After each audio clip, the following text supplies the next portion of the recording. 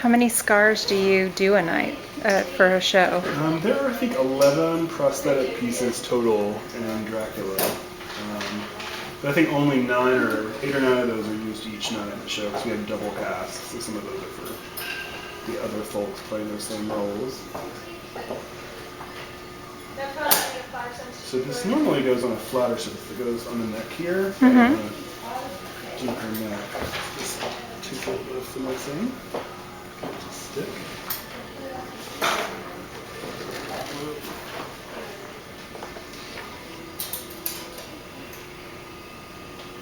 And do you have to do these mid-show, or can they be done before? These usually all happen at the top of the show. There are a couple of pieces like the vampiress here who happens later in the show.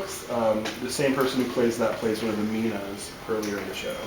But these are actually sewn to wigs, so they don't go on with glue so much as just going over the head, gotcha. Like a wig. And I think this wound is actually Briggs when he gets slashed by the monster. It goes in his neck. And these have been used a few times, so that's why they're a little stiffer.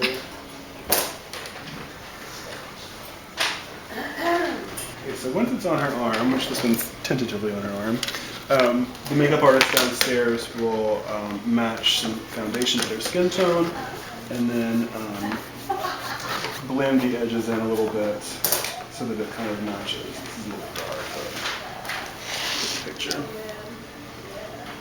Actually, if we can match that right here, we did our work ahead of time.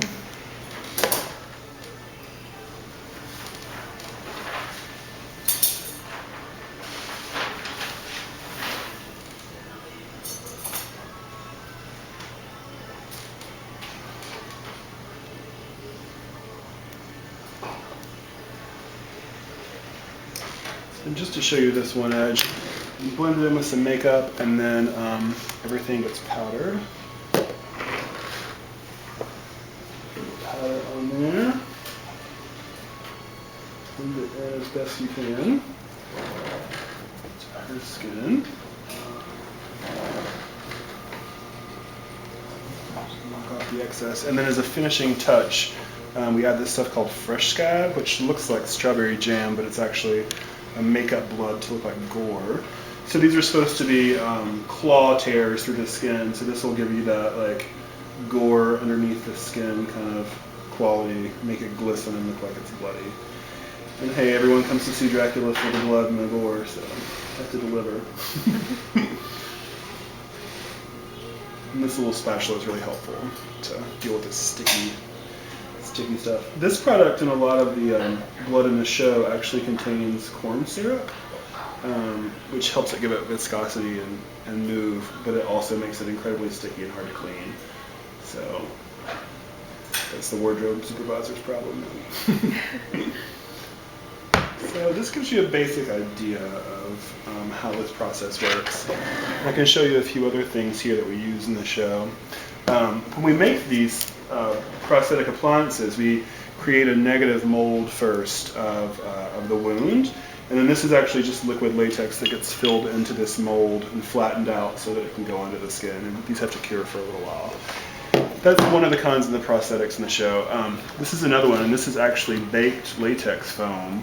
So a cast of the actor's face is made, which is the positive, and then this is sculpted on top of that positive, and then we create a negative of that sculpted positive, like this.